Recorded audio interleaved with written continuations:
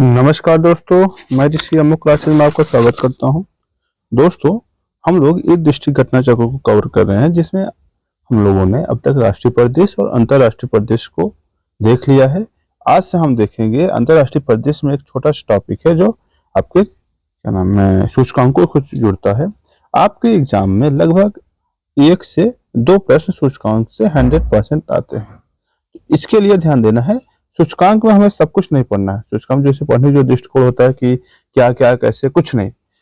सबसे जो पहले पढ़ना क्या है, जारीकर्ता कौन है, ठीक है, प्रथम, दूसरा और तीसरा कौन कौन है, प्लस उसमें भारत का स्थान कैसा है, प्लस अगर आसपास कोई एक्स्ट्रा कोई मैटर हो, यही देखना है बस। सूचकांक की विशेषता होती है, बहुत कुछ नहीं जानना है, ठीक है।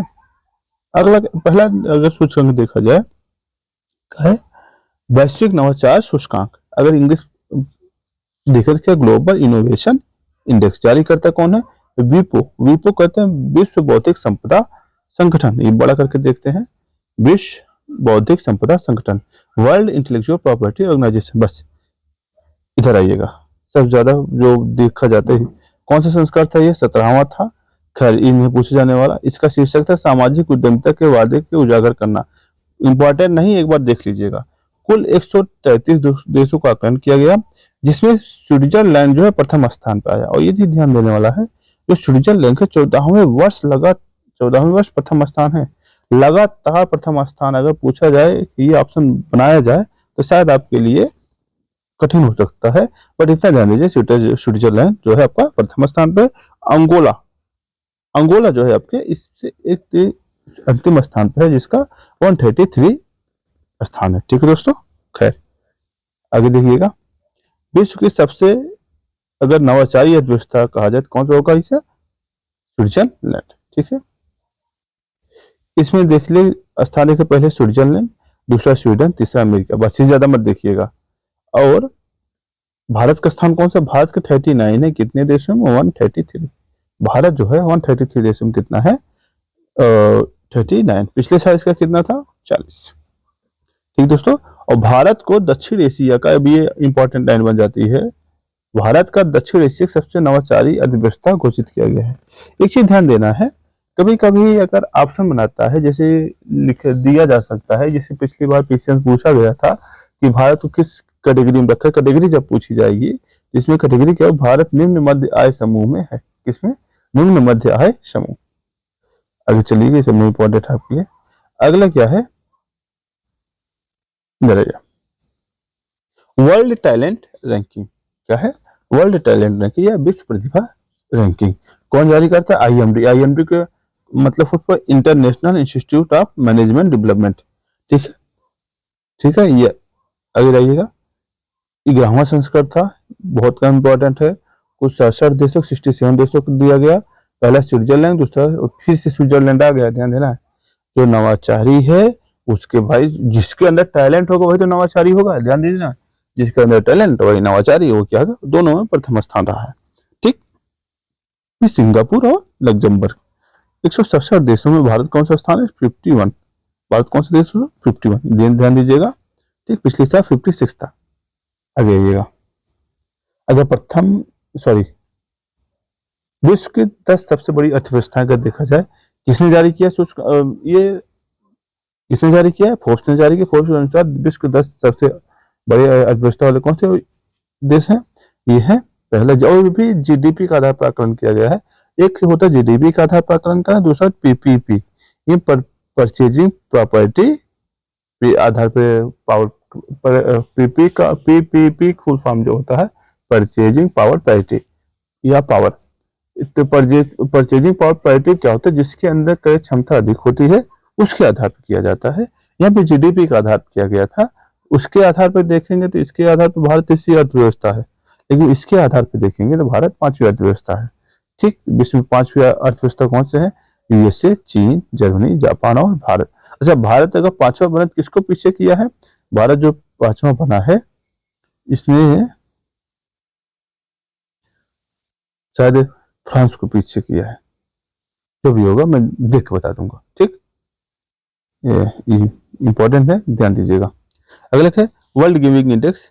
यानी सबसे ज्यादा जो चैरिटी होती है, जो दान होता है, कौन करता है? 142 ध्यान दीजिए, जारी किसके द्वारा किया गया?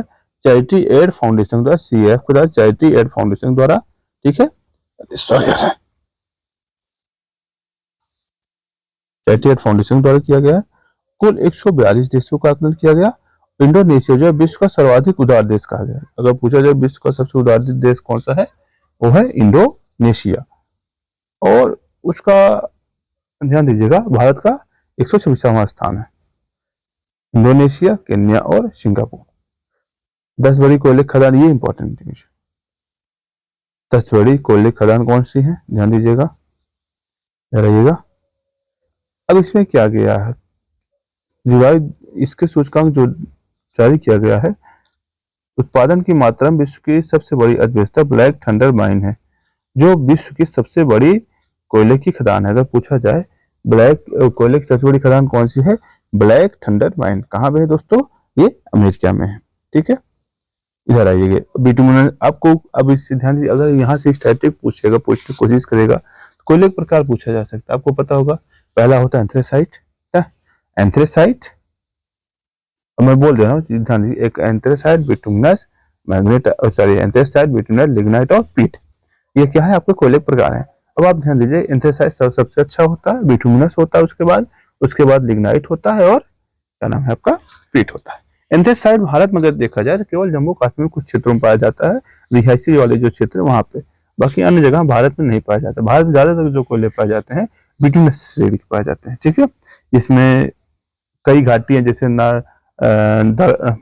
सॉरी दामोदर घाटी है, गोदावरी घाटी है, महानदी बेसिन है, और फिर क्या नाम है, सोन घाटी है। ये कुछ नदियों के क्षेत्र हैं जो उसके किनारे किनारे जो खाने हैं यही पाई जाती हैं। जैसे अब इसमें जो खान प्राप्त हुआ है, एक तो पहला ये है, दूसरा विश्व के 5 सबसे बड़ी कोयले खदानों में 2 भारत की, ध्यान देना है, विश्व की 5 सबसे बड़ी कोयला खदानों में 2 भारत की हैं। कौन कौन सी है? एक है गोवरा ओपन कास्ट खदान, कहाँ पे है ये? छत्तीसगढ़ का, दोनों छत्तीसगढ़ के ही हैं। वो कहाँ? कोरबा जिले में है। ठीक, कोरबा में बोकारो का वगैरह आपने पढ़ा होगा, उसमें हम इसको एक सेगमेंट वाइज में हम कवर करेंगे। ठीक है, साउथ ईस्टर्न कोलफील्ड लिमिटेड, इस किसके द्वारा किया गया, सॉरी दूसरी खदान कौन है, इधर आइए, इसको एक बार देख लीजिएगा, इतने इंपॉर्टेंट नहीं है आपके लिए, इधर आइएगा थोड़ा सा, ये रैंकिंग इंपॉर्टेंट है। ब्लैक थंडर, गोबरा, नॉर्थ एंटलोप रिसेल माइन, दूसरा है कुशमुंडा, और पांचवा है नॉर्थ सांसी माइन। ठीक, ये इंपॉर्टेंट न्यूज है, यहां से प्रश्न बनना संभावना मुझे लगता है 99% है।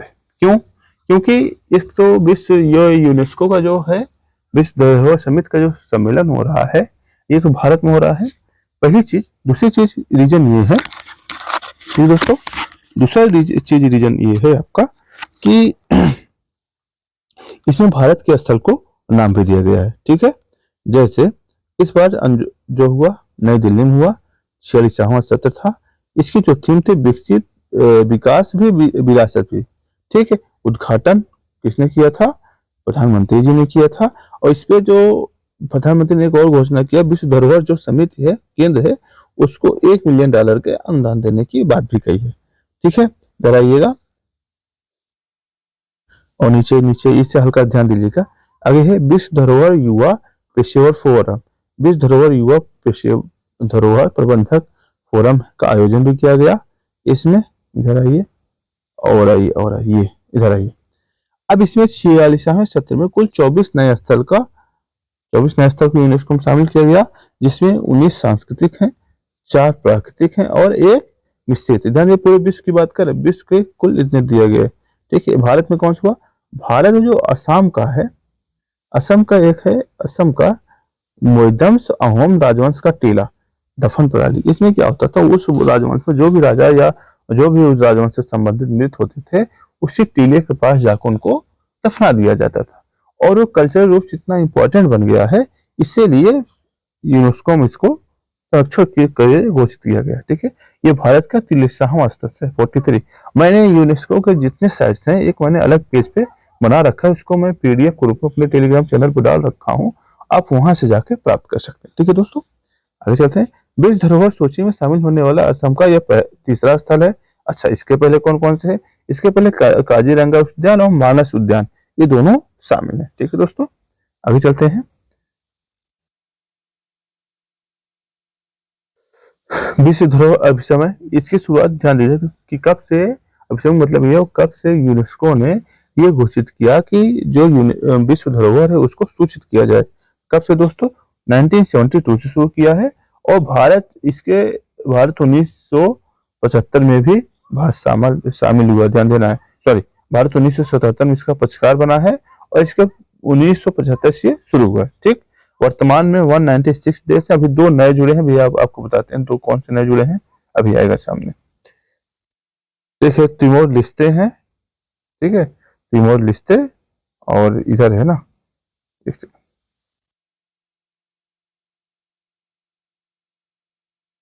कोई लोगो देख लें। लोगो जो, तो हम्पी का जो हम्पी स्मारक समूह है, उसमें जो हम्पी जो मंदिर समूह है, उसमें से आपको विजय विठल जो मंदिर है, उसमें एक रथ का पहिया था, पत्थर के रथ का जो पहिया था उसी को प्रदर्शित किया गया। ठीक है, पूछा जा सकता है आपसे। आगे क्या है? इसकी जो टैगलाइन थी क्या था दोस्तों? हमारा गौरव बढ़े। क्या था? हमारा गौरव बढ़े। क्या? मे आवर ग्लोरी ग्लो। ठीक, और ये कहां से लिया गया है? ये है तैतरीय उपनिषद से लिया गया है इस टैगलाइन को। ठीक है, मोइदम्स मोइदम्स असम के चराई देव जिले में स्थित है। और मोइदम्स के बारे में जानकारी दी गई। यह पटकाई, सॉरी, यह पटकाई पर्वतमाला की तलहटी में स्थित मोइदम्स वास्तव टीले की संरचना के दफनाने की व्यवस्था है। यानी मोइदम्स क्या है कि टीले नमा संरचना को दफनाने की एक व्यवस्था है। ताई अहोम राजवंश द्वारा स्थापित किया गया था। उल्लेखनीय है कि ताई अहोम जो राजवंश था 13वीं शताब्दी से राजकुमार शिव खाफा के नेतृत्व में चीन से वर्तमान असम में जा रहे असम में जाकर बस गए, यानी चीन चले गए थे, वहां बस गए थे। ठीक है, ठीक है। 13वीं शताब्दी सीई से लेकर 19वीं शताब्दी सीई तक 600 वर्षों तक की अवधि में 1300 से, ध्यान दीजिए, 1300 से लेकर 600 ईस्वी तक ये शासन चला। ठीक है, और इसे आत्मा के लिए घर भी कहा गया। दूसरा शब्द का नाम लिया, क्या है? आत्मा के लिए घर। ठीक है दोस्तों, आगे चलते हैं। तो अगर देखा जाए विश्व में सबसे ज्यादा धरोहर स्थल कहाँ के हैं? इटली, चीन, जर्मनी, फ्रांस, स्पेन और भारत। इटली कितना है? 60 है। भारत कितना? 43। विश्व धरोहर की संख्या के संदर्भ में भारत विश्व का 6वें स्थान पर। ठीक है, आगे चलते हैं दोस्तों। अब ध्यान देना, जो 43 स्थल हैं, कितने स्थल? एक तो सांस्कृतिक स्थल होते हैं, दूसरा प्राकृतिक स्थल होते हैं, और कुछ मिश्रित स्थल होते हैं। ठीक है, एक बार आप इसकी सूची देख लीजिएगा, किसमें कौन से प्राकृतिक स्थल कितने हैं दोस्तों? कुल 7 है। उसमें सांस्कृतिक में 35 है, और एक मिश्रित है, कंचनजंगा वाला जो सिक्किम वाला ही है, मिश्रित है। ठीक है दोस्तों, अब इसमें हाँ, नोरू और क्या है, देखिए, नेहरू और तिमोर लिस्ते समिति का 1996 सदस्य बना है। ये नोरू जो है यूनेस्को का 196वां सदस्य बना है। ठीक है, फिर चलिएगा, और इसी के साथ ध्यान दीजिएगा एक चीज और लाइन की। इस प्रकार विश्व धरोहर अब समय 196 पक्षकारों का देश बन गया है। यानी इसके पहले यह विश्व का सबसे बड़ा कन्वेंशन है जिसमें सर्वाधिक देश अनुसमर्थित हैं।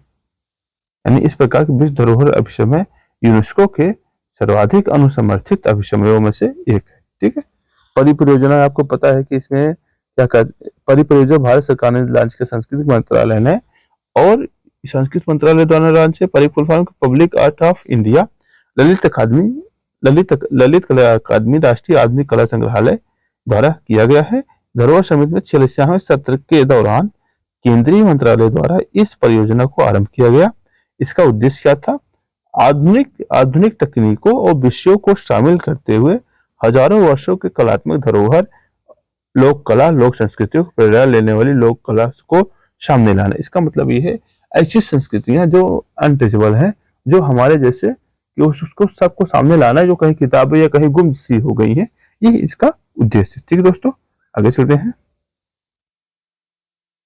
या फिर मोनाको एवं वेनेजुएला या फिर टीएफ की ग्रे लिस्ट में। ठीक है दोस्तों,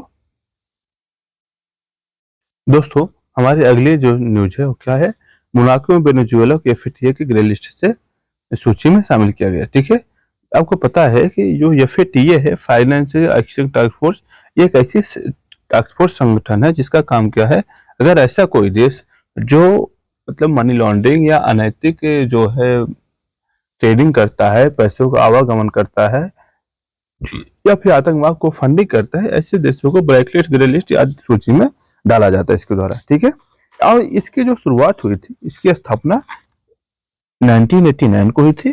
कहाँ है, फ्रांस की राजधानी पेरिस में। ठीक है, और यह G7 शिखर सम्मेलन द्वारा स्थापित किया गया है। ठीक है, आगे आइएगा। इसका हाल ही में 26-28 जून में इसका जो सम्मेलन हुआ, पूर्व बैठक कहाँ हुआ, सिंगापुर में हुआ, टी राजा कुमार की अध्यक्षता में संपन्न हुई। ठीक है, आगे है, और इसमें वेनेजुएला को एफएटीए ग्रे लिस्ट में शामिल किया गया था। ठीक है, वेनेजुएला और इसको शामिल किया गया है, जमाइका, जबकि तुर्की और जमाइका को बाहर कर दिया गया लिस्ट से। ठीक दोस्तों, आगे चलिएगा। केन्या, नामीबिया को ग्रे सूची में शामिल किया गया था 2024 में, फरवरी में जो सम्मेलन हुआ था, इसमें केन्या और नामीबिया को शामिल किया गया था। ठीक है, आगे चाहिएगा। इसमें ध्यान दीजिए कि ब्लैक लिस्ट में कौन है, Democratic People's Republic of Korea, Iran और म्यांमार, ये क्या है, ब्लैक लिस्ट सूची है। ईरान, म्यांमार और कोरिया, याद के उत्तर नॉर्थ कोरिया को यही कहा जाता है। ग्लोबल लिबर्टी सूचकांक क्या है इसमें, इसको कौन जारी करता है, इसका जारी करता है EIU, मतलब इकोनॉमिक नॉलेज इंटेलिजेंस यूनिट। ठीक है, इधर आइएगा। इसमें टोटल 173 शहरों को शामिल किया गया था, जिसमें 5 श्रेणी में विभाजित किया गया। और इसमें वियना जो है विश्व के लगातार तीसरे व शीर्ष स्थान, जो वियना है ऑस्ट्रिया का, यह सबसे शीर्ष स्थान पे बना हुआ है। ठीक, आगे चलते हैं। सबसे कम रहने लायक जो शहर, सबसे रहने के लिए विश्व का सबसे कम आरामदायक शहर कौन सा, दमिश्क कहाँ का है, सीरिया का है। ठीक है, और उसके बाद क्या, वियना ने 5 वर्ष को श्रेणी में देखभाल को शिक्षा, स्थिरता, स्वास्थ्य, देखभाल, शिक्षा, और इनमें जो है 100 में से 100 पाया है। ठीक, आइए, पहला वियना, दूसरा कोपेनहेगन, तीसरा ज्यूरिख अभी पिछली बार ऐसे पूछ लिया गया था कि कहाँ से है पीसीएस में, ये आरो वाले पेपर में। ठीक, खैर, ऊर्जा संक्रमण सूचकांक कौन जारी करता है दोस्तों, इसके जारी करता है जो है WEF, वर्ल्ड इकोनॉमिक फोरम या विश्व आर्थिक मंच है। और इसमें क्या किया गया, इसमें दिखाया गया कि कौन सा देश कितना ज्यादा इस ऊर्जा के संक्रमण है, मतलब कन्वर्जन जो चल रहा है नॉन रिन्यूएबल और रिन्यूएबल से, कितना ज्यादा स्वच्छ ऊर्जा प्रयोग कर रहा है। पहला कौन सा है, स्वीडन, दूसरा डेनमार्क, तीसरा फिनलैंड। ठीक है, भारत कितने स्थान पे, 163 पे है, कितने देशों में, 123 देश में। अभी एक चीज ध्यान, इंपॉर्टेंट लाइन ये दिया गया, वर्तमान में भारत वैश्विक स्तर पर चौथा सबसे बड़ा नवीकरणीय ऊर्जा उपयोगकर्ता देश है। ठीक दोस्तों, आगे चलते हैं। IMD विश्व प्रतिस्पर्धा रैंकिंग कौन जारी करता है, इसको भी जारी करता है कौन है, वर्ल्ड कॉम्पिटिटिव रैंकिंग जो जारी करता है IMD जारी करता है। ठीक दोस्तों, कौन है, IMD। ठीक, और खैर कुल 67 देशों को जारी किया गया, सिंगापुर, स्विट्जरलैंड, डेनमार्क प्रथम, द्वितीय और तीसरे स्थान पे है। बहुत ज्यादा इंपॉर्टेंट है, ध्यान मत दीजिएगा, ये इंपॉर्टेंट आपके लिए, SDG आपके लिए मतलब रामबाण है। और रामबाण इसलिए कह रहा हूँ क्योंकि यहाँ से एक प्रश्न पक्का बनता है। आगे देखते हैं क्या है, सतत विकास सूचकांक कौन जारी करता है, UN sustainable development solution network, ठीक, UN SDN। ठीक, ये 9वां संस्करण था। आगे आइएगा, जो इंपॉर्टेंट है वही पढ़ देंगे। इसमें कुल 193 देश शामिल किए गए और संयुक्त राष्ट्र के प्रति प्रतिबद्धता के संदर्भ 12 डोज शीर्ष स्थान पर रहा। जो संयुक्त राष्ट्र ने 17 लक्ष्य को प्रतिबद्धता को रखा है, उनमें से जो 12 डोज है प्रथम स्थान पर रहा। और गिनी बिसाऊ सूचकांक में पहली बार शामिल, अगर पूछा जाए पहली बार कौन शामिल किया गया, क्या नाम होगा, गिनी बिसाऊ। ठीक है, आगे आइएगा। पहले पहले रैंक पे कौन है? फिनलैंड, दूसरा स्वीडन, तीसरा डेनमार्क। और भारत कितना स्थान है? 109। अगर पूछो तो भारत कितना है? 109। कितने देश है? 167। ठीक दोस्तों, आगे चलते हैं। Cost of living ranking. अब इसमें ध्यान देना है कि कौन सा शहर कैसे रहने लायक है, इसके बारे में चर्चा की जाती है। ये कौन जारी करता है? अमेरिका की कंपनी मर्सर मर्सर जारी करती है, और ये बताती है कॉस्ट ऑफ लिविंग कि कहाँ पे रहने पर कितना खर्चा गिरता है, कौन सबसे महंगा कौन सबसे सस्ता शहर है। ठीक है, इसके आधार पर ये जो बेस बनाया गया, किस शहर को? न्यूयॉर्क को बेस बनाया गया है। न्यूयॉर्क से तुलना की गई है, न्यूयॉर्क से कौन सा शहर सस्ता है, कौन सा शहर महंगा है। ठीक है, और इसमें बताया गया है जो हांगकांग है, हांगकांग जो है विश्व का सबसे महंगा शहर है। कौन सा? हांगकांग। सबसे सस्ता शहर कौन सा? अबूजा। कहाँ का है? लागोस। ठीक, आगे चलते हैं। और मुंबई जो है, भारत का मुंबई और सबसे महंगे शहर में 136वें स्थान पे है। ठीक, उसके बाद नई दिल्ली है 165 स्थान पे। ठीक है, दोनों से देश है, बाकी मत रखिएगा, जरूरी नहीं है सब कुछ याद रखना, भूल जाएंगे। बस इतना ध्यान दीजिएगा, मैं जो नोट्स भेजूंगा उसमें ध्यान दीजिएगा। मैंने सिर्फ उतना ही बताया जितनी की आवश्यकता है, सब नहीं। लैंगिक अंतराल सूचकांक, जेंडर गैप इंडेक्स कौन जारी करता है? ये भी इसका जारी करता कौन है? WEF, विश्व आर्थिक मंच। ठीक, ध्यान दीजिए। इसमें रैंक देखिए, लीजिए बस इंडिया का।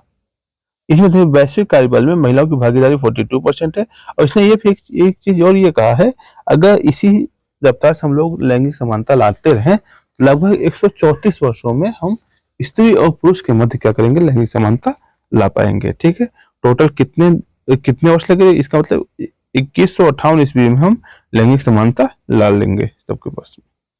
ठीक, इसमें देखा जाए पहला स्थान कौन? आइसलैंड, दूसरा फिनलैंड, तीसरा नॉर्वे। ये देश बहुत आगे जाते हैं। और भारत किस स्थान पे?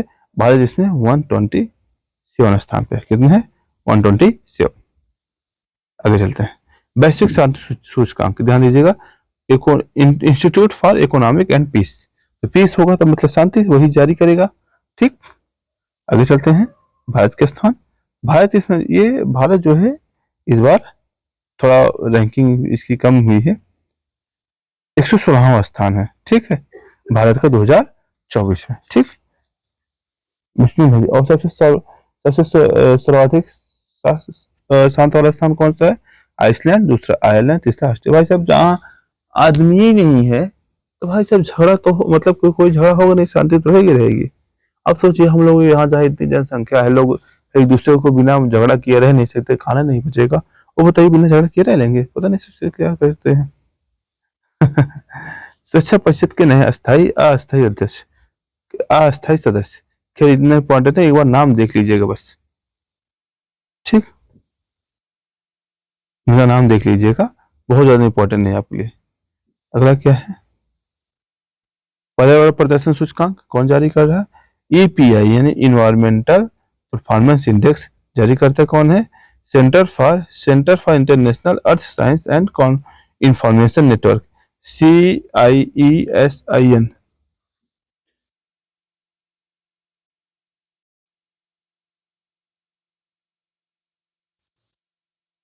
इसमें क्या है दोस्तों?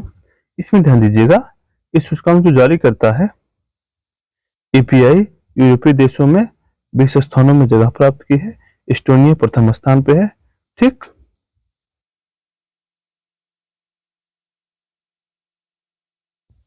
एस्टोनिया, लग्जमबर्ग पहले और दूसरे स्थान पे है। आगे चलते हैं। 180 देशों का देखा जाए पर्यावरण सूचकांक पे, भारत को 176 स्थान पर दिया गया है पर्यावरण प्रदर्शन सूचकांक में।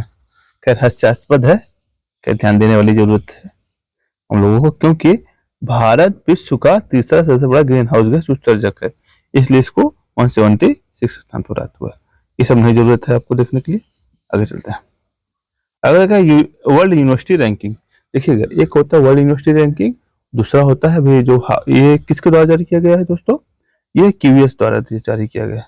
ठीक है, और आपको ऑक्सफोर्ड भी द्वारा जारी किया जाएगा, अभी आगे मिलेगा आपको। ठीक है, और पूरा इसमें इस बार 1503 स्थानों को मतलब कि संस्थानों को शामिल किया गया।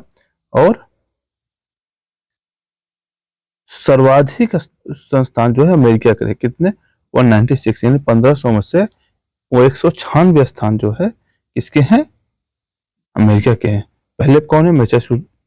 मैसाचुसेट्स, दूसरा इंपीरियल, तीसरा ऑक्सफोर्ड, चौथा हार्वर्ड। ठीक।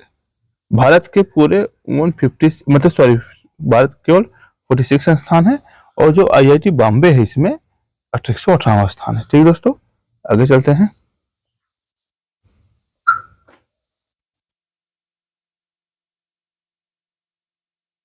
आगे चलते हैं। आईआईटी बॉम्बे 118वें स्थान पे है, ध्यान दीजिएगा, और आईआईटी दिल्ली 150वें स्थान पे है। ठीक दोस्तों, आगे चलते हैं। यात्रा पर्यटन सूचकांक एक बार देख लीजिए, कहीं इंपॉर्टेंट नहीं है, आपको मेंस के लिए इंपॉर्टेंट है ये जो टॉपिक है, मेंस के लिए, चूंकि पर्यटन जो टॉपिक है आपमें ये होता है इसलिए। इसमें एक चीज और ध्यान दीजिएगा, यूनेस्को एक registered memory of the world, memory of the world, ये जो एक रजिस्टर होता है जिसमें यूनेस्को द्वारा शुरू किया गया है। कब से शुरू किया गया?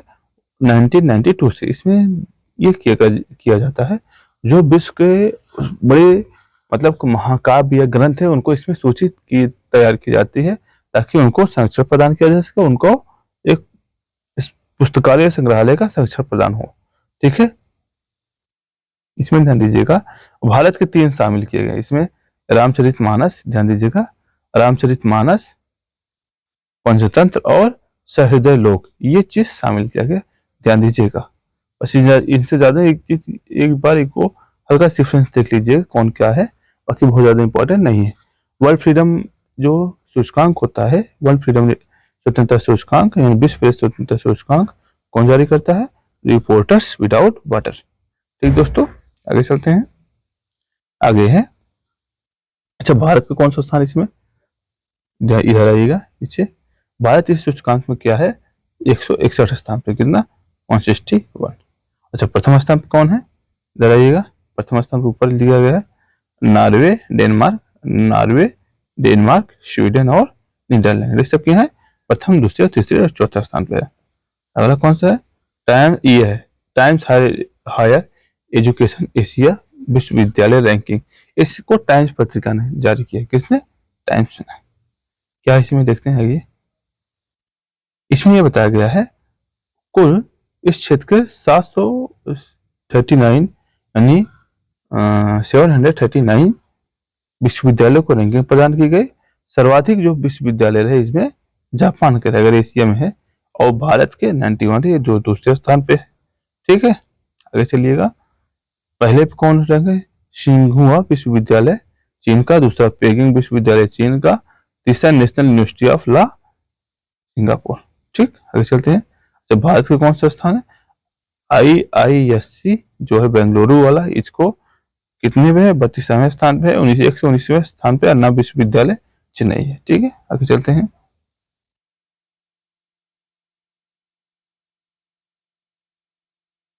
अंतरराष्ट्रीय शस्त्र हस्तांतरण प्रवृत्ति रिपोर्ट 2023। दोस्तों, ये करंट आपके लिए इंपॉर्टेंट है। करंट इसलिए इंपॉर्टेंट है, यहाँ से प्रश्न अक्सर पूछे जाए। सिपरी रिपोर्ट, ध्यान दीजिएगा, जो सिपरी रिपोर्ट ये बताता है विश्व के 5 सबसे पहले देखिएगा, विश्व के 5 सबसे बड़े निर्यातक देश कौन कौन से? अमेरिका, फ्रांस, रूस और चीन और जर्मनी। ठीक, आगे चलिएगा। और ये जो रिपोर्ट जारी की है 2019 से लेकर 23 तक के बीच में है। और सबसे बड़े आयातक कौन से है?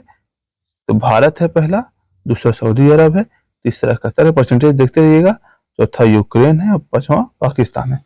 एक चीज ध्यान दीजिएगा, पिछली बार पीछे से प्रश्न पूछा गया था कि भारत किस देश से सर्वाधिक आयात करता है। तो इसका मतलब ये नहीं, अगर आपने पढ़ लिया कि मैंने भैया मुझे रैंकिंग पता है पहला, दूसरा, तीसरा कौन है, या फिर इसमें आयातक में निर्यातक कौन कौन से हैं, ये नहीं, भारत कहाँ से आयात करता है ये चीज ध्यान देना है। ध्यान इसमें क्या है, भारत जो है,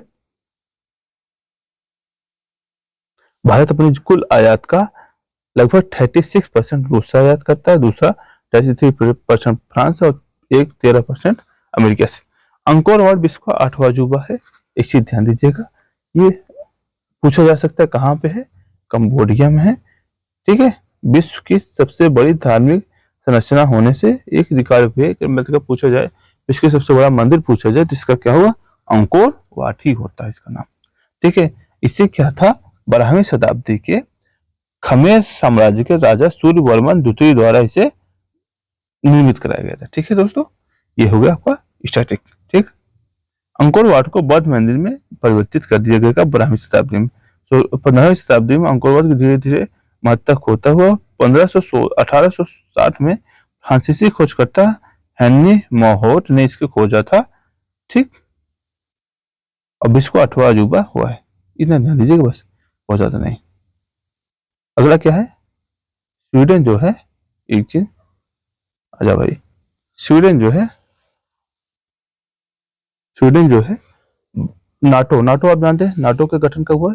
1949 में हुआ था। आपको पता है जब शीत युद्ध चल रहा था तो कुछ देश को यह डर था कि उसके ऊपर रूस और रसिया आक्रमण न कर दे। उससे बचने की रस्सी उन्होंने क्या काम किया था, एक संगठन बनाया था ताकि अगर उनके ऊपर आक्रमण कर दिया जाता है तो सभी क्या करेंगे, मिल के काम करेंगे और मिलकर उसके विरुद्ध क्या करेंगे, युद्ध लड़ेंगे। ये क्या था, इसी समय इसी देश का गठन किया गया था। हाल ही में इसमें क्या नाम है, स्वीडन जो है 32वें सदस्य के रूप में क्या लिया, सदस्यता लिया है। और इस बार जो सम्मेलन जब हुआ था, जब लिया है, वाशिंगटन डीसी में हुआ था। ठीक है दोस्तों, आगे चलते हैं। याओंडे घोषणा जो है अफ्रीकी देश है जहां पे मलेरिया की समस्या ज्यादा हो रही थी। ये देश करीब 11 देश आपस में आए। उनका कहना यह था हम लोग मिलकर क्या करेंगे, मलेरिया का उन्मूलन करेंगे। ठीक है, और कहाँ है ये 6 मार्च 2024 11 अफ्रीकी देशों स्वास्थ्य मंत्रियों ने मलेरिया के से होने वाली मृत्यु दर को कमी लाने के लिए याओंडे कैमरून में घोषणा पत्र के हस्ताक्षर किया। ये चीज है। ठीक है, आगे पोखरण नेपाल की नई राजधानी, खैर आपसे नहीं मतलब है। आर्थिक सुंदरता सूचकांक, इसमें ध्यान दीजिएगा भारत के कौन सा स्थान है, बस भारत जो इसमें 126 स्थान पे 2024। बस कौन जारी करता, कौन है इसका जारी करता का है, इंडियन ध्यान दीजिएगा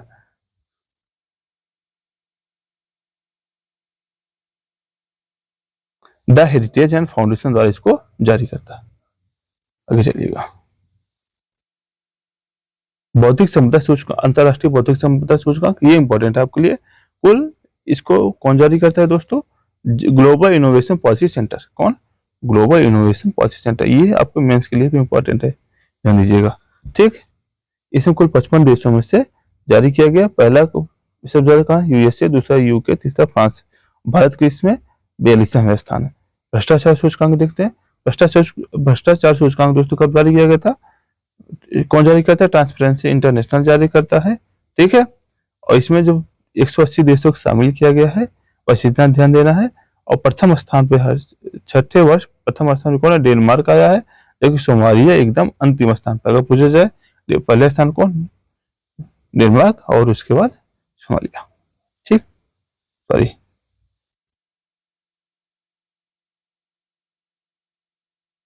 अभी चलते हैं। भारत के कौन सा स्थान है, 139 अंकों के साथ 93 स्थान थे। तो भारत को कौन सा है, 93। ठीक है, आगे चलते हैं। पहले कौन है, डेनमार्क, दूसरा फिनलैंड, तीसरा न्यूजीलैंड। ठीक, आगे चलते हैं। अगला क्या है, गरबा को मानवता की एक अमूर्त सांस्कृतिक विरासत। इसका मतलब ये है जो गरबा नृत्य है इसको यूनेस्को के जो अमूर्त धरोहर है उसमें शामिल किया गया है। अब तक ध्यान दीजिए कि जो जब शामिल किया गया, इसका सम्मेलन कहाँ हो रहा था, एक सेकेंड और बड़ा कर लें स्क्रीन।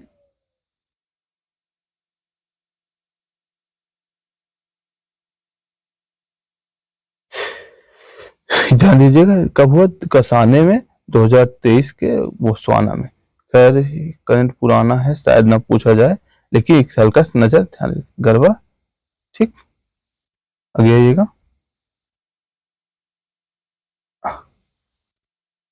कुल देखते हैं कौन कौन से खेल है उसमें शामिल है। संस्कृत रामलीला सर्वप्रथम जारी किया था, शामिल हुआ था। दूसरा वैदिक मंत्रोच्चार, तीसरा कट्टिया, और लास्ट में आते देखते हैं कौन सा है, गुजरात, गरबा गुजरात, कोलकाता का दुर्गा पूजा, कुंभ मेला और नवरोज, ये सब शामिल है इसमें। जलवायु परिवर्तन सूचकांक, खैर इंपॉर्टेंट नहीं है, जान लीजिए। अब आपके ये सूचकांक पुराने हो गए हैं, आपके एग्जाम होने तक शायद दूसरे सूचकांक आ जाए, तो इसीलिए आज के लिए बस इतना ही दोस्तों। अगर हमारे जानकारी आपको अच्छा लगी, हमारी चीजें अच्छी लग रही हैं आपको, हमारे चैनल को लाइक करें, सब्सक्राइब करें, और हमारे टेलीग्राम जो है उसी पर हम आपको क्या करें, इसका PDF उपलब्ध करा देंगे। आप लोग उस पर क्या हो ज्वाइन हो जाइए। ठीक दोस्तों, आज के लिए बस इतना ही। धन्यवाद।